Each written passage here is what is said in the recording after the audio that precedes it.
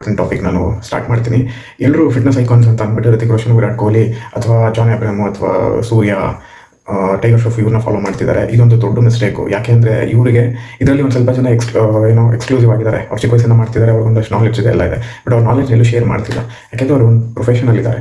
But ತುಂಬ ಜನ ಕೆಲವೊಂದು ಸೆಲೆಬ್ರಿಟೀಸ್ನ ಫಾಲೋ ಮಾಡ್ತಿದ್ದಾರೆ. ಅವ್ರಿಗೆ ಗೊತ್ತಿಲ್ಲ ಅವ್ರಿಗೆ ನಾನು ಏನು ಮಾಡಿದ್ದೀನಿ, ಅಚೀವ್ ಮಾಡಿದ್ದೀನಿ ಅಂತ. ಅವ್ರಿಗೆ ಬೇಸಿಕ್ ನಾಲೆಜ್ ಇದೆ ಹೊರತು ಅವ್ರಿಗೂ ಒಂದಷ್ಟು ನಾಲೆಜ್ ಇದೆ, ಬಟ್ ಅದನ್ನು ಅವರೆಲ್ಲೂ ಶೇರ್ ಮಾಡ್ತಿಲ್ಲ. ಅವ್ರು ಬರ್ತಿರೋ ಅಷ್ಟು ರಿಸಲ್ಟ್ ಕೂಡ team of people are helping that person to achieve that body. ಈಗ ನೀವು ಒಂದು ದೊಡ್ಡ ಸೆಲೆಬ್ರಿಟಿ ತೊಗೊಂಡ್ರೆ, ಋತಿಕ್ ರೋಷನ್ ತೊಗೊಂಡ್ರೆ, ಅವ್ರ ಡಯಟ್, ಅವ್ರ ನ್ಯೂಟ್ರಿಷನು, ಅವ್ರದ್ದು ಸ್ಕಿನ್ ನೋಡ್ಕೊಳ್ಳೋದಾಗಲಿ, ಹೇರ್ ನೋಡ್ಕೊಳ್ಳೋದಾಗಲಿ, ಅಥವಾ ಅವ್ರ ಮಸಲ್ ನೋಡ್ಕೊಳ್ಳೋ, ಅವ್ರ ಎಕ್ಸೈಸ್ ನೋಡ್ಕೊಳ್ಳೋದಾಗಲಿ, ಅವ್ರ ಯೋಗ ನೋಡ್ಕೊಳ್ಳೋದಾಗಲಿ, ಇದೆಲ್ಲ ಗ್ರೂಪ್ ಆಫ್ ಪೀಪಲಿಂದ ಬರ್ತಿರೋದು. ಅವ್ರಿಗೆ ಏನೇ ಡೌಟ್ ಇದ್ರು ಕೂಡ ದೇ ಆಸ್ ದ ಮ್ಯಾನೇಜರ್, ನನಗೆ ಈ ಥರ ಪ್ರಾಬ್ಲಮ್ ಇದೆ, ನಾನು ಈ ಥರ ಡಾಕ್ಟರ್ನ ಕನ್ಸಲ್ಟ್ ಮಾಡಬೇಕು. ಅವ್ರು ಡಾಕ್ಟರ್ ಹೇಳ್ತಾರೆ ನೀವು ಡಯಟ್ ಫಾಲೋ ಮಾಡಿ ಅಂತ. ಅವರು ಅದನ್ನು ಡೈರೆಕ್ಟಾಗಿ ಡಯಟಿಷನ್ ಕೊಡ್ತಾರೆ. ಡಯಟಿಷನ್ ನೀವು ಫುಡ್ ಫಾಲೋ ಮಾಡಿ ಸರ್, ನಿಮ್ದೇನು 3 ಮಂತ್ ಇವೆಂಟ್ ಇದೆಯಲ್ಲ, 3 ಮಂತಲ್ಲಿ ನಿಮ್ದೇನೋ ಶೂಟಿಂಗ್ ಇದೆಯಲ್ಲ, ಅಲ್ಲಿಗೆ ರೆಡಿ ಆಗ್ತೀರಾ ಅಂತ ಅವ್ರು ಕಣ್ಣು ಮುಚ್ಕೊಂಡು ಅದನ್ನು ಫಾಲೋ ಮಾಡ್ತಾರೆ. ನಾವು ಅದೇ ಥರ ಡಯಟ್ನ ನಾವು ಫಾಲೋ ಮಾಡ್ತೀವಿ ಅಂತಂದರೆ, ಅದೇ ಥರ ಬಾಡಿ ನಾವು ಅಚೀವ್ ಮಾಡ್ತೀವಿ ಅಂತಂದರೆ ಇಟ್ಸ್ ನಿಯರ್ಲಿ ಇಂಪಾಸಿಬಲ್. ಎಷ್ಟೊಂದು ಜನ ಸೆಲೆಬ್ರಿಟೀಸ್, ನಾನು ಟ್ರೈನ್ ಮಾಡಿ ತುಂಬ ಜನ ಸೆಲೆಬ್ರಿಟೀಸು 15 ದಿವಸಕ್ಕೊಂದ್ಸಲಿ, 20 ದಿವಸಕ್ಕೊಂದ್ಸಲಿ ಸಿಂಗಾಪುರ್, ದುಬೈ ಅಂತ ಹೋಗಿ ಅಲ್ಲಿ ಎಕ್ಸ್ಪೆನ್ಸಿವ್, ನಾನು ಕೇಳದೇ ಇರೋಂಥ, ನಾನು ನೋಡದೇ ಇರೋಂಥ, ಈಗ ನಾವು ಹೇಗೆ ನಮ್ದಾರೀಸ್ ಹೋಗಿ 100-150 ಸ್ಟ್ರಾಬೆರೀಸು ಅಥವಾ ಇನ್ನೇನೋ ಅವಕಾಡೋ ತೊಗೊಂಬರ್ತೀವಲ್ವ, ಅವ್ರು ಅಲ್ಲಿಂದ ಹೋಗಿ 2,000 ರೂಪಾಯಿ ಸ್ಟ್ರಾಬೆರಿ ತೊಗೊಂಡು ತಿಂತಾರೆ. ಅಥವಾ ಅವ್ರ ಫುಡ್ಡೆಲ್ಲ ಈ something that normal person cannot afford. ಆ ಥರದ್ದೊಂದು ಎಕ್ಸ್ಪೆನ್ಸಿವ್ ಡಯಟ್ ಎಲ್ಲ ಮಾಡಿ, ಎಕ್ಸ್ಪೆನ್ಸಿವ್ ಲೈಫ್ ಸ್ಟೈಲ್ ಎಲ್ಲ ಅವ್ರು ಫಾಲೋ ಮಾಡಿ ಅವರು ಈ ಥರದ್ದೊಂದು ಬಾಡಿನ ಅಚೀವ್ ಮಾಡ್ತಾರೆ. ನಾವು ಅವ್ರನ್ನ ಫಾಲೋ ಮಾಡೋದ್ರಿಂದ ನಮಗೆ ಏನಾಗುತ್ತೆ ಅಂತಂದರೆ, ನಾವು ಅದನ್ನು ಅಚೀವ್ ಮಾಡೋಕ್ಕೆ ಹೋಗದೇ ಇದ್ದಾಗ ನಾವು ಅದ್ರ ಬಗ್ಗೆ ನೆಗೆಟಿವ್ ಮಾತಾಡೋಕ್ಕೆ ಶುರು ಮಾಡಿಬಿಡ್ತೀವಿ. ಇದರಿಂದ ನಮಗೂ ಕೂಡ ಬೇಜಾರಾಗುತ್ತೆ. ಎಷ್ಟು ಮಾಡಿದ್ರೂ ಆಗ್ತಾಯಿಲ್ಲ, ನೀವು ಹಾಕಿರೋ ಎಫರ್ಟ್ನ ಅರ್ಧದಲ್ಲೇ ನಿಲ್ಲಿಸಿ, ಇದೆಲ್ಲ ವೇಸ್ಟ್ ಬಿಡು ಅಂತಂದ್ಬಿಟ್ಟು ವಾಪಸ್ ನಾವು ನಮ್ಮ ಪ್ರಾಕ್ಟೀಸ್ನ ಬಿಟ್ಟು ವಾಪಸ್ಸು ನಾರ್ಮಲ್ ಏನು ಮಾಡಬೇಕು ಅದನ್ನೇ ಮಾಡ್ಕೊಂಡು, ತಿನ್ಕೊಂಡು, ಕುಡ್ಕೊಂಡು, ಆಡ್ಕೊಂಡು ಆರಾಮಾಗಿ ಬರ್ತೀವಿ. ಸೊ ಇದನ್ನೇ ಮಾಡೋಕ್ಕೆ ಹೋಗ್ಬಿಡಿ ಅಂತ ನಾನು ಹೇಳ್ತಾ ಇರೋದು. ನಾವು ಹೇಗೆ ಈಗ ಅನ್ರಿಯಲಿಸ್ಟಿಕ್ ಅಥವಾ ತೀರಾ ಎಪಿಟಮ್ ಆಫ್ ದ ಇಂಡಸ್ಟ್ರಿಲಿರುವಂಥ ಗ್ರೇಟ್ ಸೆಲೆಬ್ರಿಟೀಸ್ನ ಫಾಲೋ ಮಾಡೋ ಬದಲು ನಾವು ಹೇಗೆ ಕಾಮನ್ ಎಕ್ಸಾಂಪಲ್ಸ್ಗಳನ್ನ ತೊಗೋಬಾರ್ದು. ನಾವು ಹೇಗೆ ವಿರಾಟ್ ಕೊಹ್ಲಿನ ಫಿಟ್ನೆಸ್ಗೆ ಅಂತ ನಾವು ಎಕ್ಸಾಂಪಲ್ ಆಗಿ ತೊಗೊಂಡಿದ್ದೀವಿ. ನಾನು ನೋಡಿದಾಗ ಯಾಕೆ ರಾಹುಲ್ ದ್ರಾವಿಡ್ನ ನಾವು ಒಂದು ಫಿಟ್ನೆಸ್ ಐಕಾನ್ ಆಗಿ ತೊಗೋಬಾರ್ದು? ಯಾಕೆಂದರೆ ನಾನು ಅವ್ರ ಬಗ್ಗೆ ಕೇಳಿದ್ದೀನಿ. ಅವರು 100-100+ ಮ್ಯಾಚಸ್ಗಳನ್ನ ಒಂದು ಬ್ರೇಕ್ ತೊಗೊಳ್ದೆ, ಒಂದು ಲೀವ್ ತೊಗೊಳ್ದೆ ಕಂಟಿನ್ಯೂಸ್ ಆಗಿ ಆಡಿದ್ದಾರೆ ಅಂತ ಕೇಳಿದ್ದೀನಿ. ನೀವಿನ್ನ ಪ್ರಭುದೇವ್ ಅವ್ರನ್ನ ಅಬ್ಸರ್ವ್ ಮಾಡಿದ್ರೆ ಅವ್ರಿಗೆ 50-52 ವರ್ಷ ಆಗಿದೆ ಅಂತ ಕಾಣಿಸುತ್ತೆ ಬರೋದು, ಬಟ್ ಅವ್ರನ್ನ ಕಾಣೋದೇ ಇಲ್ಲ. ಅವರು 30-32 ವರ್ಷದ ಥರ ಕಾಣಿಸ್ತಾರೆ. ಇವಾಗಲೂ ಡ್ಯಾನ್ಸ್ ಮಾಡ್ತಾರೆ, ಇವಾಗಲೂ ಫಿಟ್ ಆಗಿದ್ದಾರೆ. ಈ ಕಡೆ ಡ್ಯಾನ್ಸ್ ಕೊರಿಯೋಗ್ರಫಿ ಮಾಡ್ತಾರೆ, ಆ ಕಡೆ ಆ್ಯಕ್ಟಿಂಗ್ ಮಾಡ್ತಾರೆ, ಈ ಕಡೆ ಡೈರೆಕ್ಷನ್ ಮಾಡ್ತಾರೆ. ಅವ್ರನ್ನೆಲ್ಲ ನಾವು ಯಾಕೆ ಎಕ್ಸಾಂಪಲ್ ಆಗಿ ತೊಗೊಳ್ತಾ ಇಲ್ಲ? ಇನ್ನೊಂದು ನಾವು ಮಾಡ್ತಿರೋ ಮಿಸ್ಟೇಕ್ ಏನಂತಂದರೆ, ತುಂಬ ಜನ ಒಂದು ವಿಜುವಲ್ ಅಪೀಲು.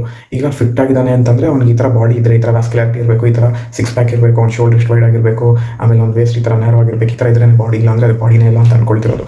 ಹಾಗೆ ನೋಡಿದ್ರೆ ತುಂಬ ಜನಕ್ಕೆ ಬಾಡಿನೇ ಇಲ್ಲ. ಈಗ ನಾನು ಹೇಳಿದೆ ರಾಹುಲ್ ದ್ರಾವಿಡ್ ಅಥವಾ ಪ್ರಭುದೇವ್ ಆಗಲಿ, ಈ ಥರ ಎಷ್ಟೊಂದು ಜನಕ್ಕೆ ಬಾಡಿನೇ ಇಲ್ಲ. ಬಟ್ ಆದರೂ ಕೂಡ ಅವರು ಎಕ್ಸಾಂಪಲ್ ಆಗಿದ್ದಾರೆ, ಅವ್ರು ಸ್ಪೋರ್ಟ್ಸಲ್ಲಿ ಎಕ್ಸಾಂಪಲ್ ಆಗಿದ್ದಾರೆ. ನೀವು ರಾಜರ್ ಫೆಡರರ್ನ ನೋಡಿದ್ರೆ ಅವ್ರ ಬಾಡಿನೇ ಇಲ್ಲ. ಅಥವಾ ನೀವು ಕ್ರಿಸ್ಟಿಯಾನೋ ರೊನಾಲ್ಡೋನ ಎಕ್ಸಾಂಪಲ್ ತೊಗೊಳ್ತೀನಿ ಅಂತಂದರೆ, ಅವ್ರ ಟೈಮಲ್ಲೇ ಆಡಿದ್ದಂಥ ಎಷ್ಟೊಂದು ಜನ ಜೈಂಟ್ಸ್ಗಳಿಗೆ, ನೀವು ಜಿದಾನ್ ತೊಗೊಂಡ್ರೆ, ರೊನಾಲ್ಡಿನೋ ತೊಗೊಂಡ್ರೆ, ಅಥವಾ ನೀವು ರೊನಾಲ್ಡೋ ಅಂತ ತೊಗೊಂಡ್ರೆ, ಇವ್ರು ಯಾರಿಗೂ ಕೂಡ ಬಾಡಿ ಅನ್ನೋದಿರಲಿಲ್ಲ. ಅವರು ಈ ಒಂದು ಬಾಡಿನ ಚೇಂಜ್ ಮಾಡಲಿಲ್ಲ.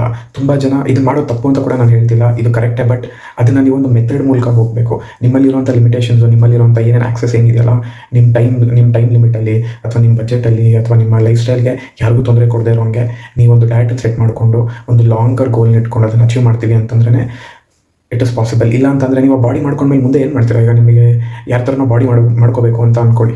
ಈಗ ನಿಮಗೆ ಋತಿಕ್ ರೋಷನ್ ಥರ ಬಾಡಿ ಮಾಡ್ಕೊಂಡ್ಮೇಲೆ ಆಮೇಲೆ ಏನು? ನೀವು 6 ಮಂತ್ಸಲ್ಲಿ ಅಚೀವ್ ಮಾಡಿದಿಲ್ಲ, 1 ಇಯರ್ ಅಚೀವ್ ಮಾಡಿದ್ಮೇಲೆ ಅದಾದಮೇಲೆ ಏನು? ಅದಾದಮೇಲೆ ಬರುತ್ತೆ ದೊಡ್ಡ ಕ್ವಶನ್ ಮಾರ್ಕು. ನೀವು ಆ ಬಾಡಿನ ಬರೀ ಎಕ್ಸಸೈಸ್ ಮಾಡಿ, ಬರೀ ಡಯಟ್ ಮಾಡಿ, ಬರೀ ಸಪ್ಲಿಮೆಂಟ್ಸ್ ಎಲ್ಲ ತೊಗೊಂಡು ಬಾಡಿ ಮಾಡ್ಕೊಂಡ್ಬಿಡ್ತೀನಿ ಅಂತಂದರೆ ಅದಾದಮೇಲೆ ಮುಂದಕ್ಕೆ ಏನು ಮಾಡ್ತೀರಾ? ಅದಕ್ಕೆ ಆ ಥರ ಗೋಲ್ ನೀವು ಇಟ್ಕೊಳ್ದೆ, ನೀವು ಆ ಬಾಡಿನ ಅಚೀವ್ ಮಾಡೋದಕ್ಕೆ, ಆ ಬಾಡಿಗೆ ಏನೇನು ಬೇಕು, ಆ ಮಸಲ್ಗೆ ನೀವು ಅಜಿಲಿಟಿ ಟ್ರೈನಿಂಗ್ ಮಾಡಿ, ಮೊಬಿಲಿಟಿ ಟ್ರೈನಿಂಗ್ ಮಾಡಿ, ಫ್ಲೆಕ್ಸಿಬಿಲಿಟಿ ಟ್ರೈನಿಂಗ್ ಮಾಡಿ, ಅದಕ್ಕೆ ಸ್ಟ್ರೆಂತ್ ಟ್ರೈನಿಂಗ್ ಮಾಡಿ, ಅದಕ್ಕೆ ಎಲ್ಲ ಥರದ ಆಸ್ಪೆಕ್ಟ್ಗಳಲ್ಲೂ ಟ್ರೈನ್ ಮಾಡಿ ಆ ಬಾಡಿನ ಅಚೀವ್ ಮಾಡಿದ್ರೇ ಆ ಬಾಡಿಗೆ ಒಂದು ವ್ಯಾಲ್ಯೂ. ಇಲ್ಲ ಅಂತಂದರೆ ನೀವು ಕಾಪಿ ಪೇಸ್ಟ್ ಮಾಡ್ತೀನಿ ಅಂತಂದರೆ ಅದರಿಂದ ಏನೂ ಪ್ರಯೋಜನ ಇಲ್ಲ. ನೀವು ಕಾಪಿ ಪೇಸ್ಟ್ ಮಾಡ್ಕೊಂಡು ನೀವು ಆ ಥರ ಬಾಡಿ ಮಾಡ್ಕೊಂಡಿದ್ದೀರ, ಅದಾದಮೇಲೆ ನಿಮಗೆ ಕೊನೆಗೆ ಉಳ್ಕೊಳ್ಳೋದು ಒಂದು ದೊಡ್ಡ ಕ್ವಶನ್ ಮಾರ್ಕು.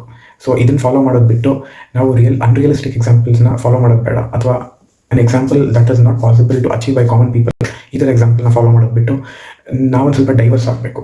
ಸೊ ಹೀಗೆ ಹೇಳ್ತಾ ನಾನು ಈ ಟಾಪಿಕ್ ಮುಗಿಸ್ತೀನಿ.